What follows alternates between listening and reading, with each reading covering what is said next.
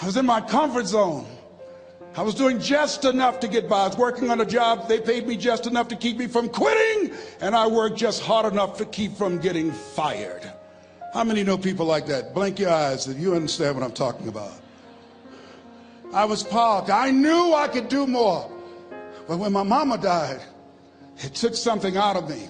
When I went through a divorce, it took something out of me. When my best friend died, it took something out of me. I parked. And somebody said that life is like an onion.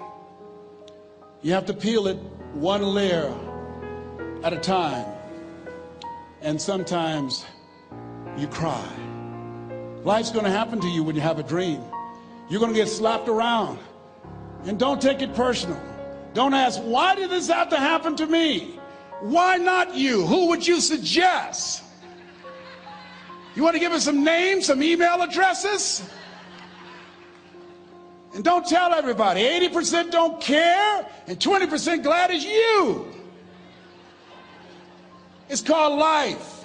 Suck it up and move on. Get over it.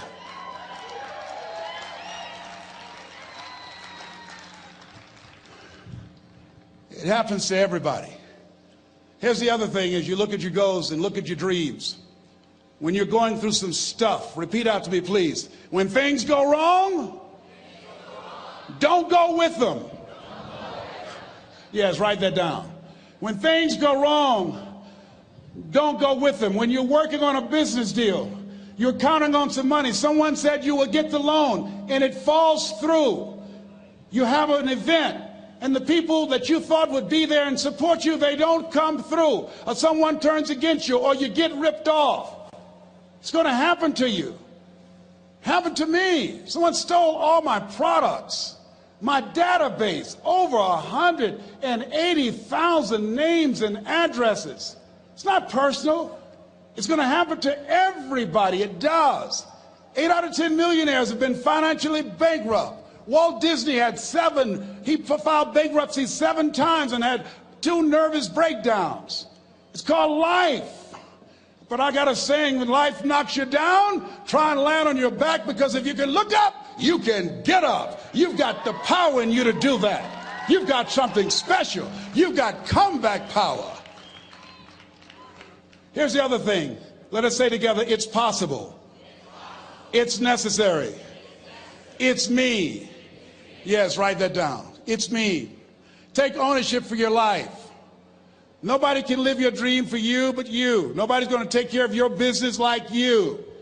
Stop coming up with excuses. Don't give yourself permission to continue to live a small life. You can't fit a big dream into a small life. Give yourself permission to go for it, to test yourself, to challenge yourself, to live full. I like the saying, always strive to get on top in life, because it's the bottom that's overcrowded. The reason you're here is because there's something in you that says, I can do more. This just can't be it. There's something in you. There's a calling on your life. There's something in your heart that caused you to get dressed and spend the money to go to seminar after seminar and listen to message after message and speaker after speaker. Because there's something in you that tells you this is not it for you. You have not peaked here. There's more in you that you are expressing. Eye has not seen, ear has not heard, nor has entered the heart of mankind what's in store for you if you challenge yourself, if you persist and persevere, if you take ownership for your life. George Bernard Shaw said the people that make it in this life, they look around for the circumstances that they want, and if they can't find them, they create them. Create what you want. You have the power in you to do more than you can ever begin to imagine, to control your destiny, to make a difference in our children, to make a difference on the planet, to make an impact. Let us say together, it's me. And let us say together, it's hard. Say it like you know it. Say, it's hard. Ladies and gentlemen, it's hard. There are people who have seen their retirements taken away from them by the corporations that they work for. They were within 2 or 3 years of retiring, and they had it taken from them. The number one entrepreneurs in this country now are senior citizens. The number one employer, number two, McDonald's and Walmart. And there's nothing wrong with those jobs. I guarantee you those people did not have a plan to end up living their lives at the end of life with those types of jobs. And they didn't have a plan like you have, and while you're investing in yourself, not to. And it's hard. There are people making choices between purchasing prescription drugs or paying for gas or a mortgage note. It's hard when you're working on a job for 20 years, 30 years, give them some good years, and then they come in and tell you, we've downsized. In other words, you're fired. And then you have to start all over again. How many of you know it's hard? Raise your hands, please. It's hard. And it's not fair. One of the things I like about T. Harv is he talks about work and investing in yourself. It's not fair when people are going up against that kind of stuff to tell them just think positive and be enthusiastic and everything will work out all right. Ain't that kind of party. It's hard. Life will put some knots on your head. I bought my first home for my mother. I was rushing, didn't know what I was doing, and I bought a home that had a lien against it. And they called me, Mr. Brown, yes, there's a lien against your property. We need $55,000 if you're going to stay there. Wait a minute, sir. I just bought this home. The guy told me there were no liens against it. I'm not the one that owe you the money. You should have checked that out, Mr. Brown. Come on. I called my attorney. We followed up. Yes, Les, there's a lien against the property. But he told me there were no liens. He lied, obviously. Oh, my God. He told me he wanted to help me because he admired the fact that I was buying this home for my mother and that he was adopted, and he identified with me. Les, he suckered you. He played you, man. So what? Well, would they take payment arrangements? What about $5,000 a month? They want all the money, Les. They want all the money, or you're going to have to get out. The house is going up for sheriff's sale. Do you have it? No, I don't have it. Can they give me some time? Tell them to give me 3 months, please. Give me 3 months. My mother's in her 70s, man. She has a bad heart. Don't do this to me. This is my dream. Don't do this, man. Please, let me talk to them. Les, I'm talking to their attorney. They don't want to talk to you. I've got to talk to the attorneys. Do you have the money? No. Will they give me 3 months? No. What about 2 months? No, Les. They want the money in 7 days. Oh, my God. Let me call you back. I'm not sure. And I walked the floors thinking, God, how could this happen to me? I got to figure this out. I got to figure this out. And it seemed like the days were just ticking off. Thursday, I had to call them and let them know. They called me, Les, do you have the money? No, I don't. Friday, you have to leave. The sheriff will be there. You're going to have to leave, Les. They're going to take my house. What about my down payment? You lost it, Les. You lost it. Okay. I got to go. Yes. I prayed, Lord, please, if you show me that you're real, if you're really real, you think Paul worked for you, you haven't seen anything. Don't let me lose this house and watch what I'll do for you. I was trying to cut a deal. Have you ever tried to cut a deal? It's amazing how spiritual you get when you get in trouble. You know what I mean?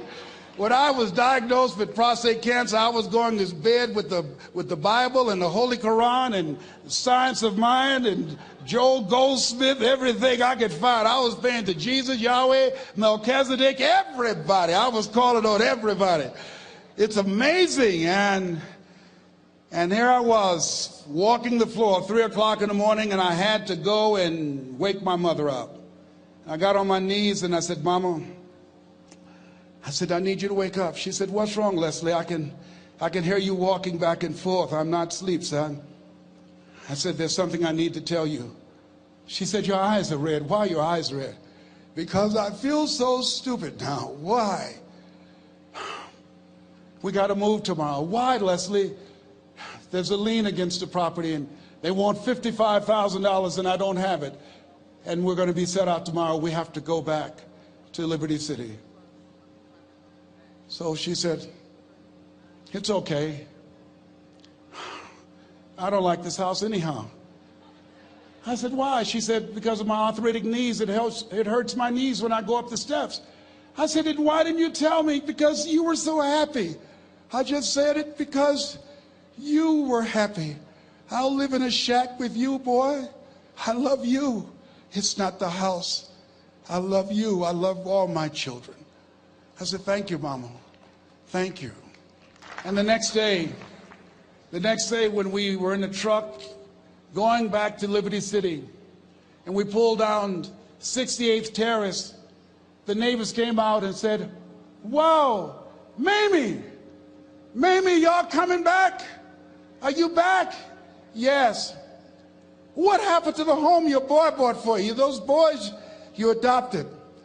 Leslie didn't do a title search. He made a mistake. And boy, I was so humiliated. How many ever made a mistake that you were just humiliated? Raise your hands. I was devastated. I was taking the furniture off the truck, and my mother came, and I was crying. And she said, boy, I said, yes, ma'am.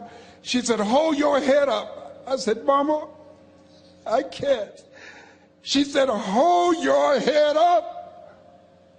I said, why? Look what I've done. She said, it's okay.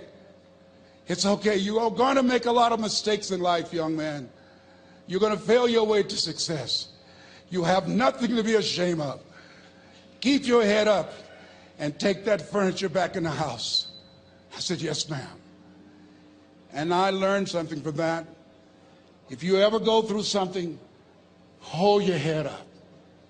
If you ever make a mistake, hold your head up. If you ever do something that everything goes wrong, life catch you on the blind side, hold your head up. It's not over. Goethe said, that which does not kill you will make you stronger. Hold your head up. Shake someone's hand on your right and left and say, hold your head up.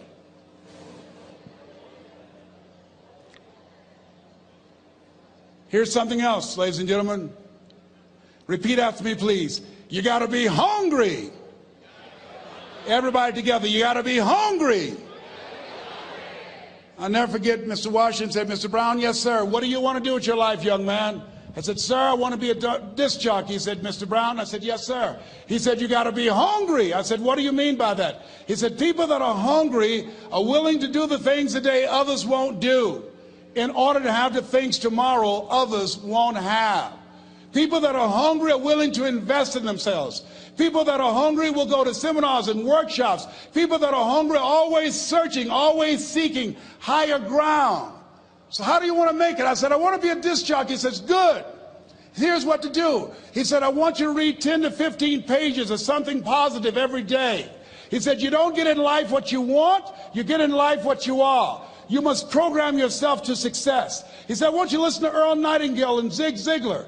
Listen, faith comes by hearing and hearing and hearing. He said, I want you to change your relationships. And I don't want you to ever lose your hunger. I said, what do you mean by that? He said, people that are hungry are unstoppable. People that are hungry are no matter what people. They make it happen no matter what. He said, I want you to listen to Paul Harvey. Who is he? He's the world's greatest communicator. Success leaves clues, young man. Always listen and follow people who are doing what it is you want to do at the level you want to do it, and learn from them. I told T. Hobb when we were standing by the stage, I said, hey man, I want to work more with you. I want you to coach me. I want to learn from you. See, I found you're never too old to learn and you're never too young to teach. Always have a thirst for learning. So I listened to Paul Harvey every day on the radio. While in school, I would go out and listen in his car. He gave me his keys. I was working to develop myself.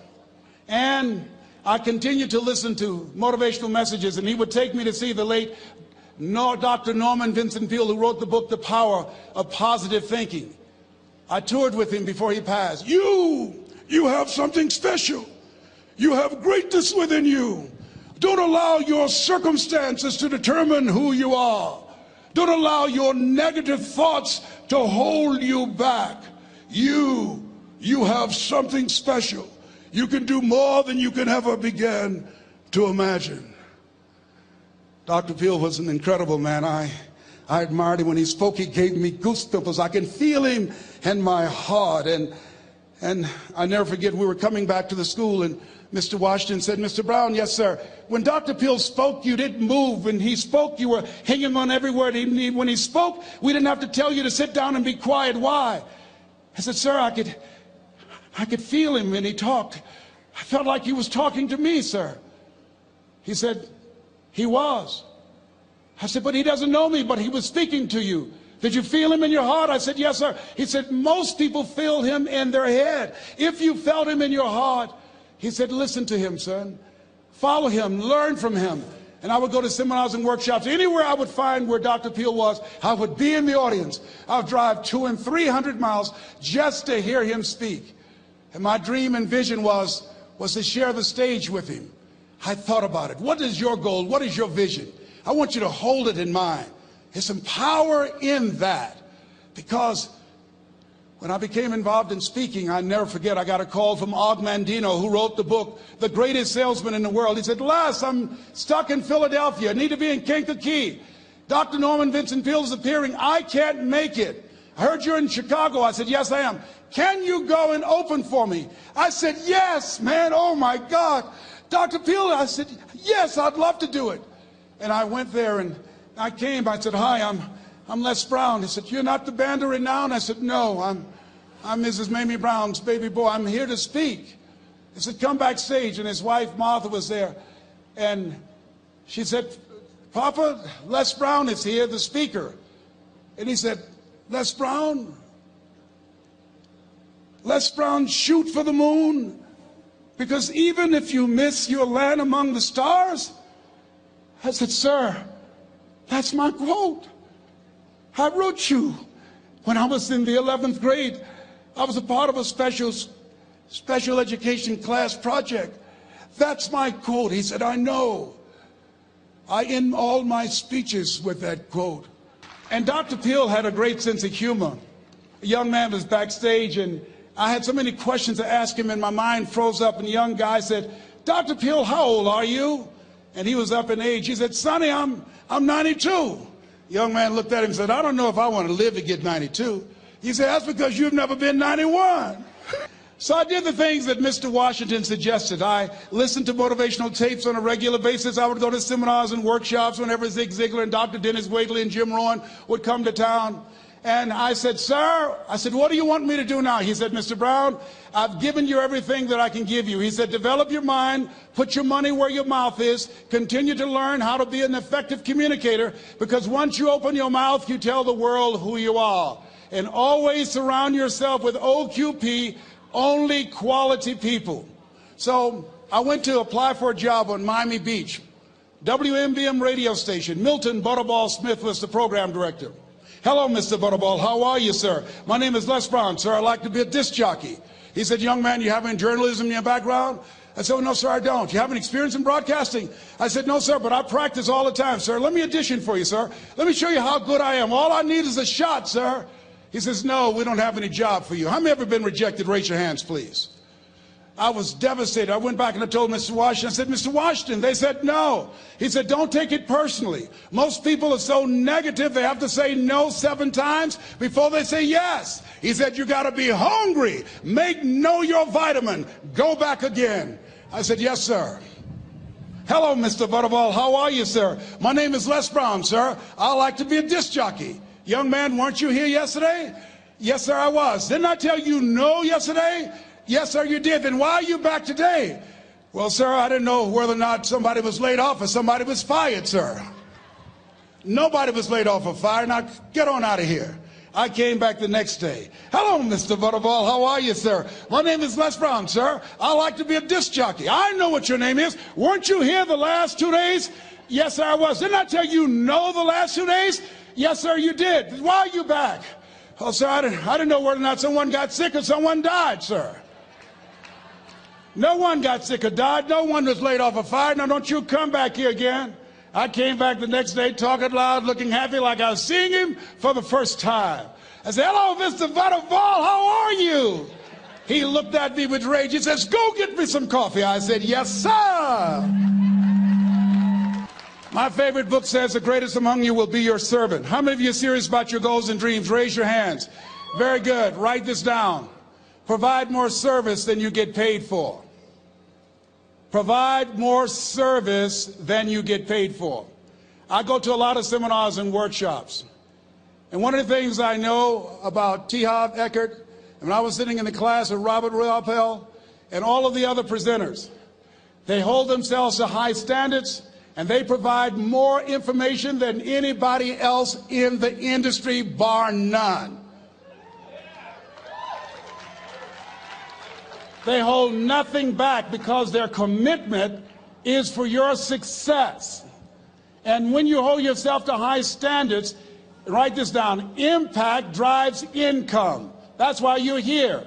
Because the training, the seminars, been making a difference in your life. If they did not have impact, 200 or 300 people would be here, if that amount.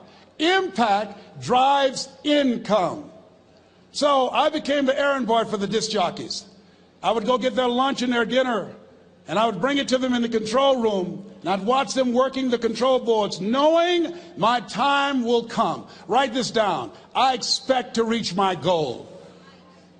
Yes, you want to operate with a spirit of expectation. I expect to reach my goal.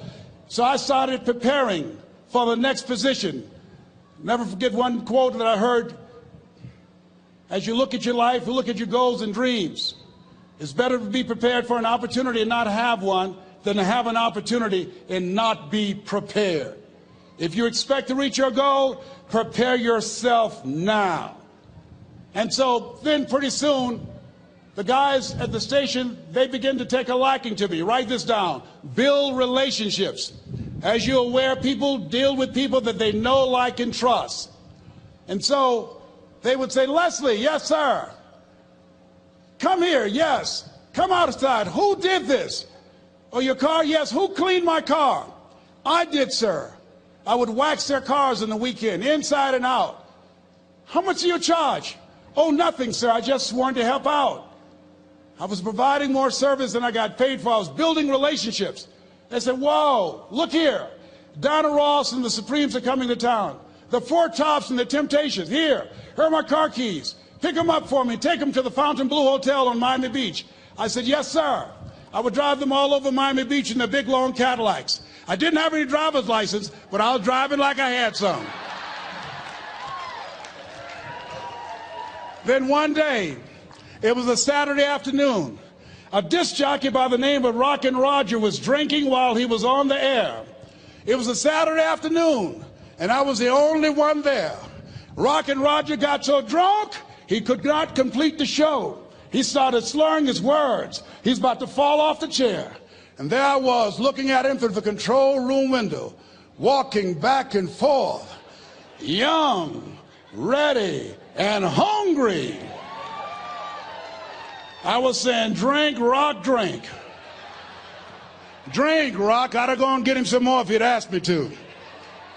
Then pretty soon the phone rang. It was the general manager, and I answered the phone. I said, hello? He said, young boy, this is Mr. Klein. I said, I know. He said, Rock can't finish his program. I said, I know. He said, would you call one of the other DJs in? I said, yes, sir. I said to myself, he must think I'm crazy. I called my mom and my girlfriend, Cassandra. I said, y'all come out on the front porch and turn up the radio. I'm about to come on the air.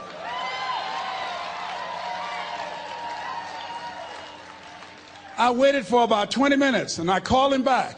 I said, Mr. Klein, I can't find nobody. He said, young boy, you know how to work the controls? I said, yes, sir. He said, go in there and segue the records, but don't say nothing here.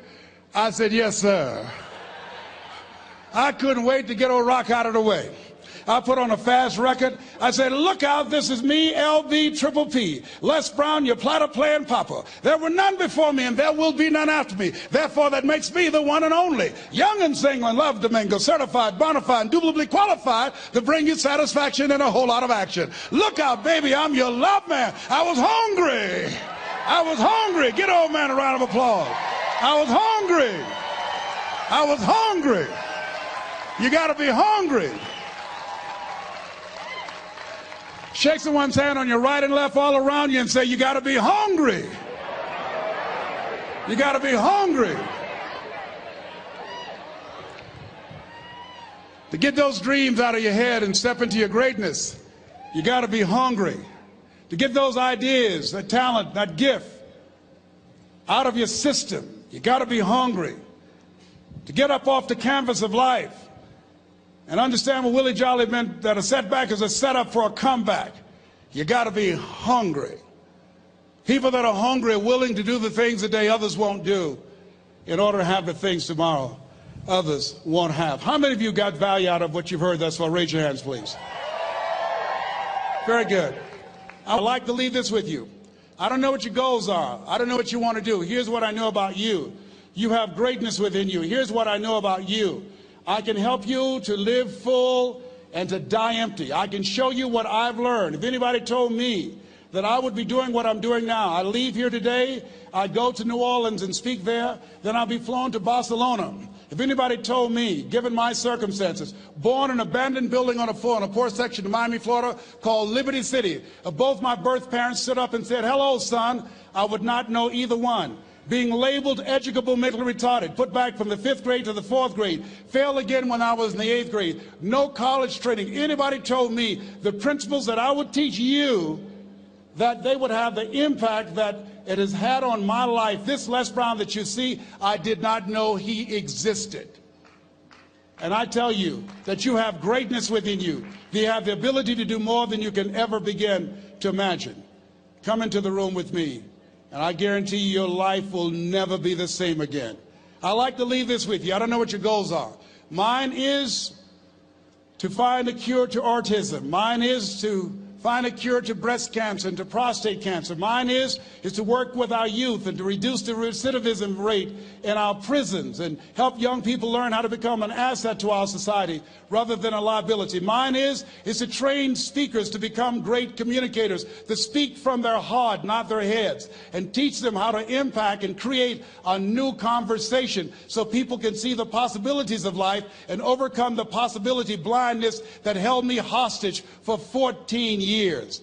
I don't know what your goals are, but here's what I know about you, and I don't know you. You've got greatness within you. And I like to leave this with you, something my mother used to love to hear me say.